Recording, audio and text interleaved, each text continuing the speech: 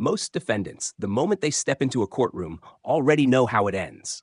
Lower their heads, accept the sentence, and walk out in silence. But Karoline Leavitt wasn't like most. That morning, courtroom 3B in downtown Tampa was as quiet as usual. Court staff moved like parts of a well-oiled machine. No one suspected that, just minutes later, they would witness a breathtaking battle of wits between a fearless young attorney and a powerful judge. Karoline entered with an oddly calm demeanor. She had no idea that what was supposed to be a routine hearing would turn into a legal showdown. As soon as Judge Raymond Dalton, a man known for his cold demeanor and strict rulings, took his seat, he delivered his decision without hesitation. The defendant is in violation of Statute 14B. The fine is $110,000. Effective immediately. The room froze. No discussion.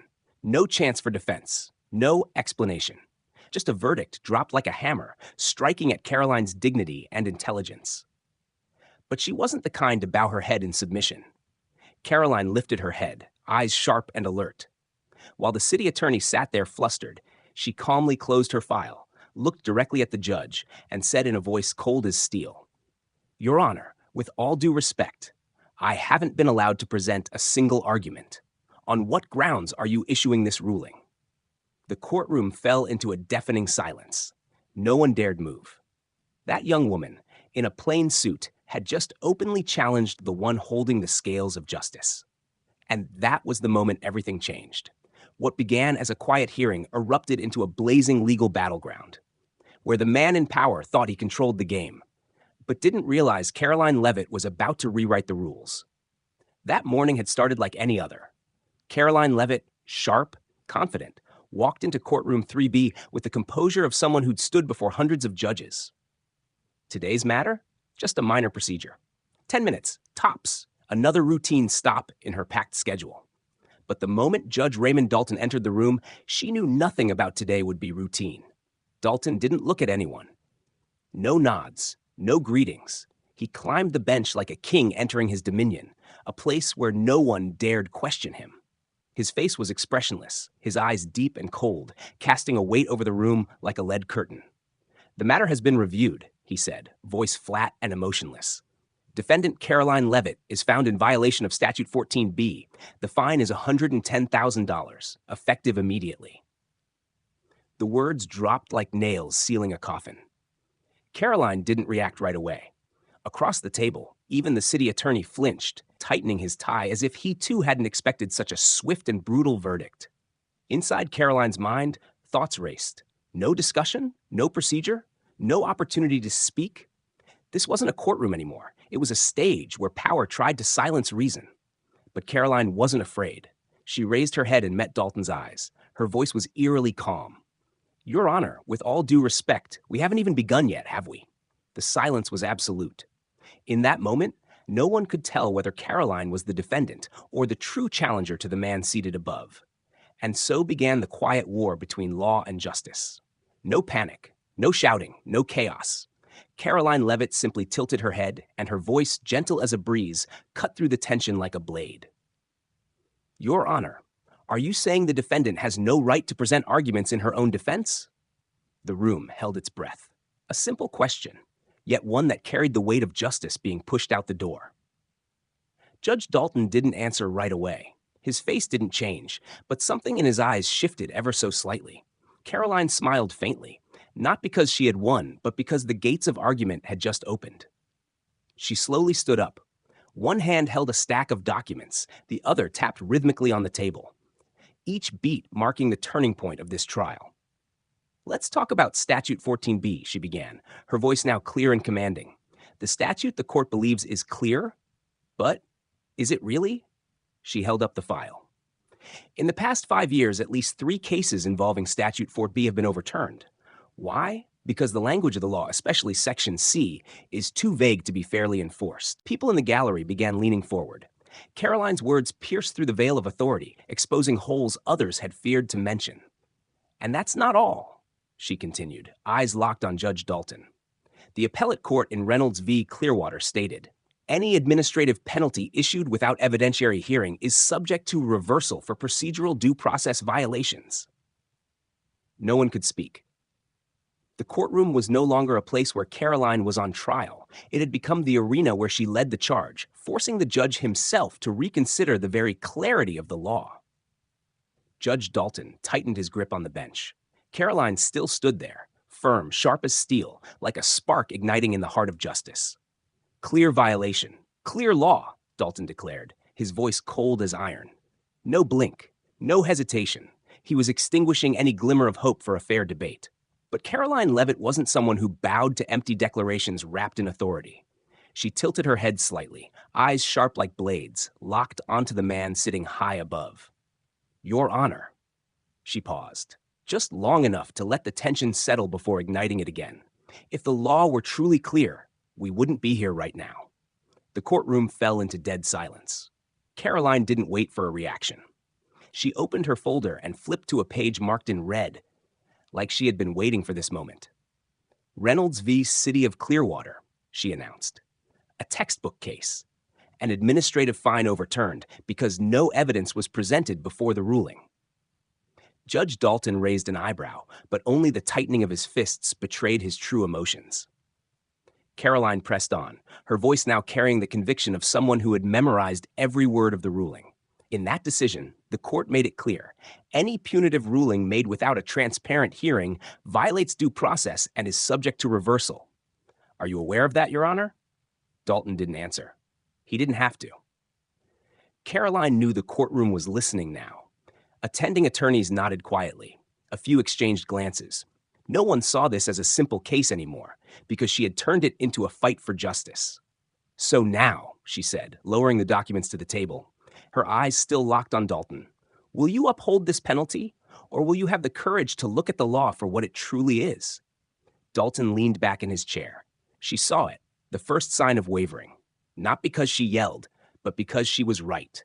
Without warning, Dalton tapped his gavel lightly. Court is in recess for 15 minutes.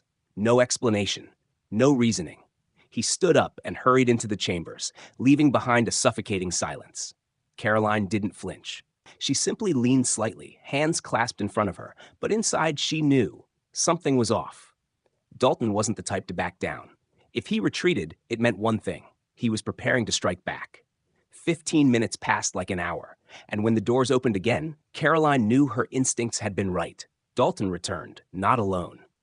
Beside him walked a tall man, silver-haired, eyes sharp as razors, Judge Alan Whitaker, a powerful figure, senior to Dalton and far colder. The courtroom stirred. A senior judge for an administrative fine? This wasn't just a hearing anymore. It was a power play. Karoline remained seated, eyes blazing, but her voice, calm and chilling. I see. The court needs some expert opinion? Whitaker gave a small, unreadable nod. I've been asked to ensure that all procedures are being followed. She smiled, but it wasn't a happy smile. This wasn't about justice. It was about controlling her. They thought bringing in a bigger name, a higher robe, would make her back down? They were wrong. Karoline turned to Whitaker, her voice slicing through the room like a blade. Then, by all means, let's examine the procedure, step by step, starting with the fact no evidence was presented before the penalty was issued. Silence. She was ready. They wanted control?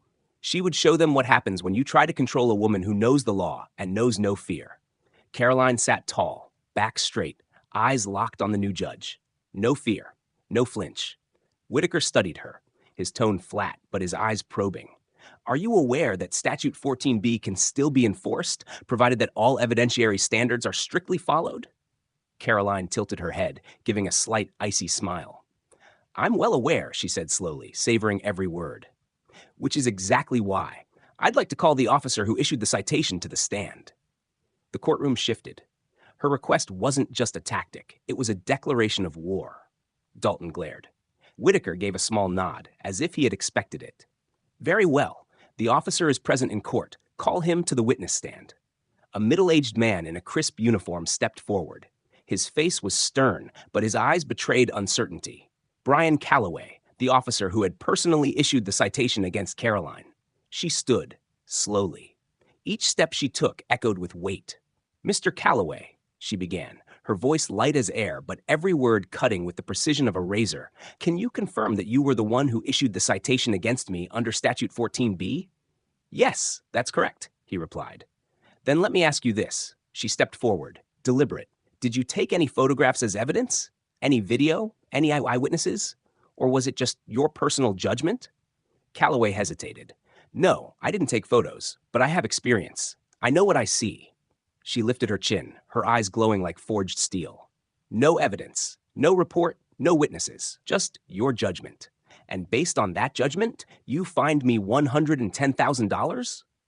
The entire courtroom held its breath. Karoline turned to face Judges Whitaker and Dalton.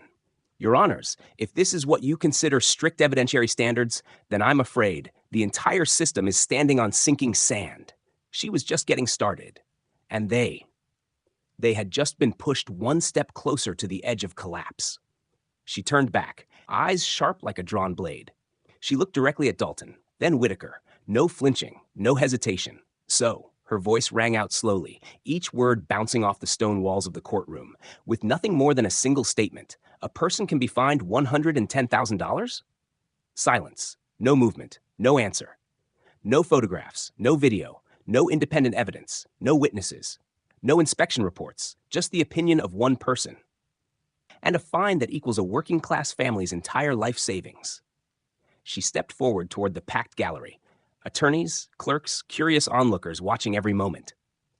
Imagine this, she said, turning to face the entire room. A shop owner, a single mother, a veteran, fined hundreds of thousands of dollars because one officer believed they were wrong. No proof, no chance to argue back. And when they ask why, the answer is, I know what I saw. A few heads in the audience nodded. Glances were exchanged. A ripple of discomfort spread like waves across still water. Karoline turned back to Judge Dalton.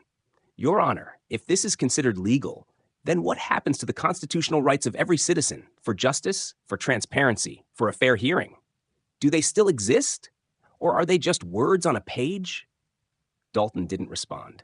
He sat motionless, fingers tapping lightly on the bench, his eyes staring into the distance, searching for something to cling to. Whitaker tilted his head slightly. His expression no longer carried the confidence it once had. Karoline didn't need to raise her voice. She didn't need anger. She had the truth, and she let it speak. She had flipped the script, and both judges knew it. No one dared move. Not a sound in the room. Only the faint tapping of Dalton's fingers on the bench, the nervous rhythm of a man trying to hold on to the last bit of control. He had been silent too long. And then, like a spring pushed to its breaking point, he finally spoke words even he didn't want to say. The penalty does not meet enforcement standards. It is hereby dismissed. The statement landed like a gavel strike, smashing through the tension that gripped the courtroom. A wave of whispers and murmurs rippled through the gallery, some eyes wide with shock, others sighing as if they themselves had been spared.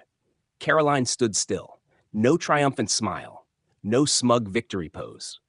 She simply nodded calmly, like someone who knew this was how it was always supposed to end. It wasn't a personal win. It was a win for justice, for the law in its truest form. Dalton tried to maintain composure, but his eyes revealed everything: bitterness, bruised pride, and above all, the sting of being challenged. He tapped the gavel once. This court is adjourned.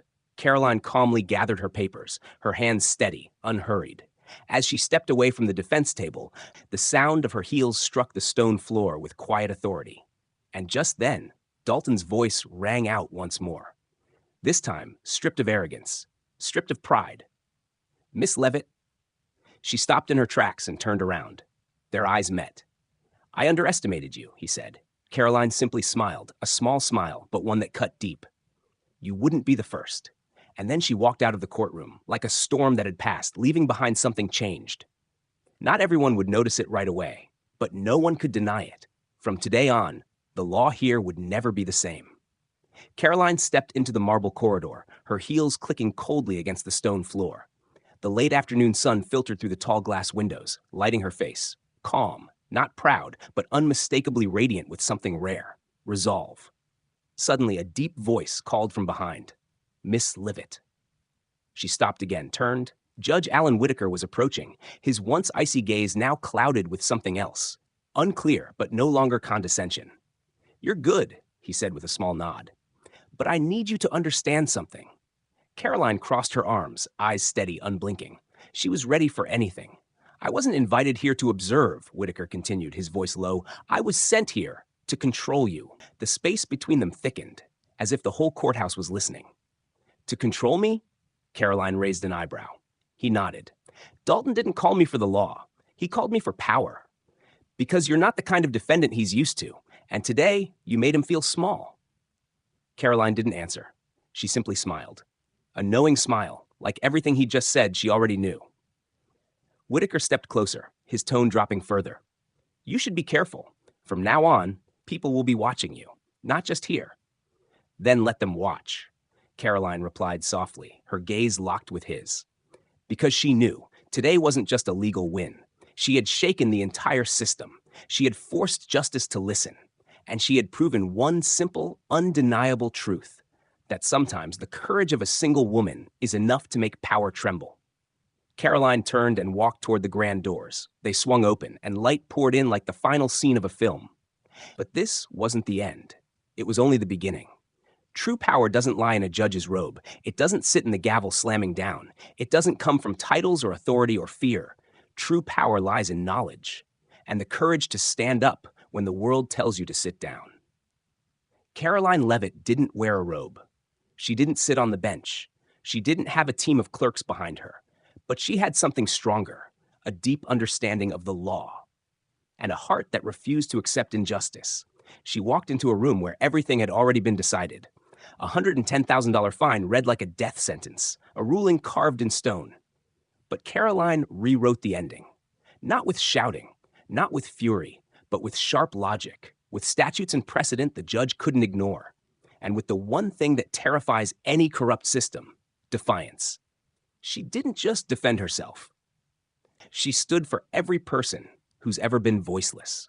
She proved that the law isn't a weapon to crush the powerless. It's a shield to protect them. That day, Karoline didn't just win a case. She woke a courtroom. She forced power to retreat. She showed the world that justice isn't a privilege. It's a right for anyone brave enough to demand it. And if there's one thing Karoline left behind when she walked out those courthouse doors, it's this message. Never bow your head just because someone says you should. Never accept a verdict just because it comes from power. And never, ever underestimate the strength of someone who knows the law and fears nothing. Justice belongs to those who dare to rise. And Karoline Leavitt, she rose for all of us.